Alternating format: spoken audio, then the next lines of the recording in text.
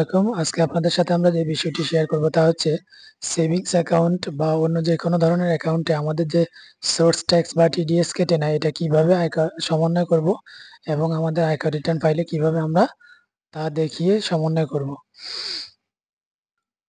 আমরা অনেকেই আমাদের এই বিষয়টি নিয়ে সচেতন না যে আমাদের অধিকাংশ মানুষেরই সেভিংস অ্যাকাউন্ট আছে, বিশেষ করে যারা আয়কর রিটার্ন সাবমিট করেন তাদের অবশ্যই ব্যাংকে এক বা একাধিক সেভিংস অ্যাকাউন্ট থাকে। এই সেভিংস অ্যাকাউন্টে আমাদের যে নির্দিষ্ট একটা অ্যামাউন্ট থাকলে সামান্য কিছু টাকা ইন্টারেস্ট ক্রেডিট হয়, ওই ইন্টারেস্ট থেকে আবার 10% বা 15%, 10 থেকে 15% পর্যন্ত উৎসে কর কাটা হয়।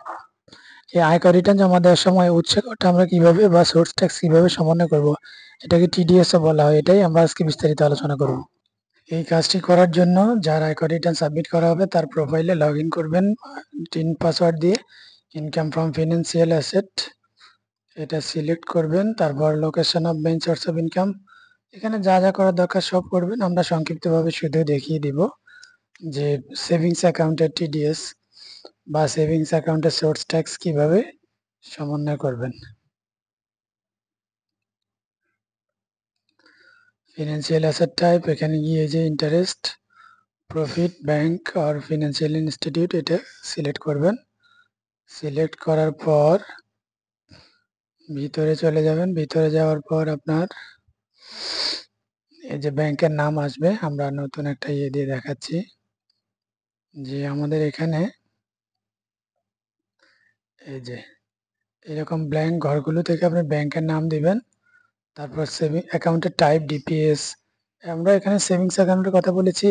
ডিপিএস এবং এফডিআর থেকে টিডিএস সমন্বয় করার যে নিয়ম, ওটার আলাদা ভিডিও আছে আমাদের, দেখে নিতে পারেন। এই যে সেভিংস আর এসএনডি আদার্স সিলেক্ট করে নেবেন। এখানে ব্যাংকের ব্রাঞ্চের নাম, এখানে অ্যাকাউন্ট নাম্বার,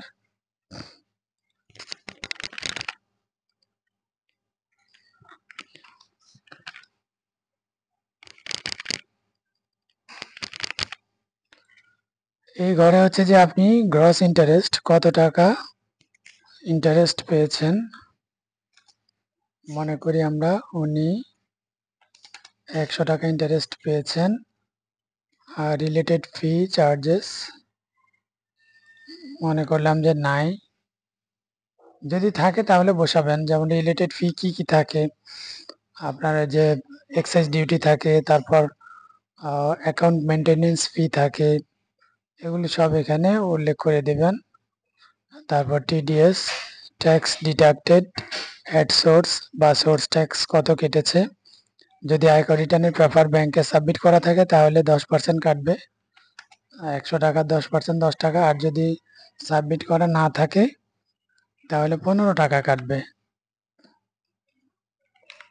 এখন 100 থেকে 15 গেলে থাকে 85 টাকা। আমরা মনে করি যে ওনার অ্যাকাউন্টে আরো আগে 10,000 টাকা ছিল, তাহলে 10,085 টাকা হবে কি ইয়ার এন্ড ব্যালেন্স। আচ্ছা, এটা আমরা এখান থেকে সরিয়ে দিচ্ছি। আমরা এখানে যে ব্যক্তির ওনার শুধু সেভিংস না, ওনার এফডি আর ডিপিএস এগুলো থেকেও ছিল, আমরা এখানে একটা বিষয় শেয়ার করি। যেমন এই যে এই কলামটা আমরা দেখি, এখানে এক্সিম ব্যাংক থেকে ওনার সেভিংস অ্যাকাউন্টে ওনার 5,704 টাকা উনি সোর্স ট্যাক্স পেয়েছেন। 1,877 টাকা ওনার অন্যান্য খরচ কেটেছে, রিলেটেড এক্সপেন্স, রিলেটেড চার্জ, আর ওনার টিডিএস 570 টাকা। আর ইয়ার এন্ড ব্যালেন্স এটা। সেভেন কন্টিনিউ দিয়ে আমরা সামনে চলে যাব। আমরা ইনকাম অংশে যে সোর্স ট্যাক্সটা দেখিয়েছি সেভিংস অ্যাকাউন্টের, এটা অ্যাসেট অ্যান্ড লায়াবিলিটিস অংশে cash and fund, outside business, notes, currency, bank card এখানে অ্যাড করতে হবে। এখানে এসে আপনার এই যে আপনার ব্যাংকের নাম, টাইপে ব্যাংক অ্যাকাউন্ট, কার্ড, এটা আমরা যেহেতু সেভিংস অ্যাকাউন্ট ব্যাংক, তারপর ব্যাংকের নাম, অ্যাকাউন্ট নাম্বার, তারপর ইয়ার এন্ড ব্যালেন্স যেটা এটা অ্যাড করে দেব। চাইলে আমরা এই যে ইম্পোর্ট ফ্রম ইনকাম এটাতে ক্লিক করলে সব অটোমেটিক চলে আসবে।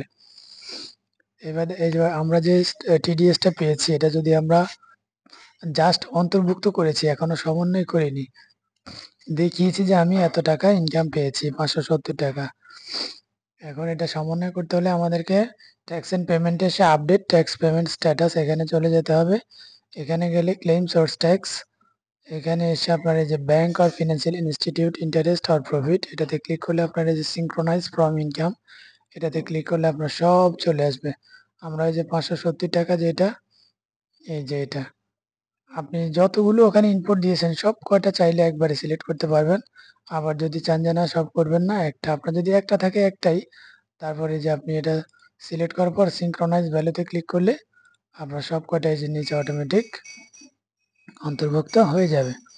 এই যে 570 টাকা যেটা আমরা দেখিয়েছি এই টাকাটা এখানে, এই যে যদি আপনি এখানে অন্তর্ভুক্ত না করেন তাহলে এই যে 570 টাকা আপনাকে ট্যাক্স পে করতে হবে। আশা করি আপনাদের সবার উপকারে এসেছে। যদি আপনারা টিডিএস সমন্বয় করতে একান্তই ব্যর্থ হন তাহলে আমাদের সাথে যোগাযোগ করতে পারেন।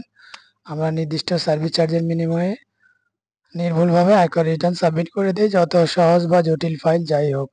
আর সবাই ভালো থাকবেন, লাইক কমেন্ট শেয়ার সাবস্ক্রাইব করে আমাদের সাপোর্ট দিবেন।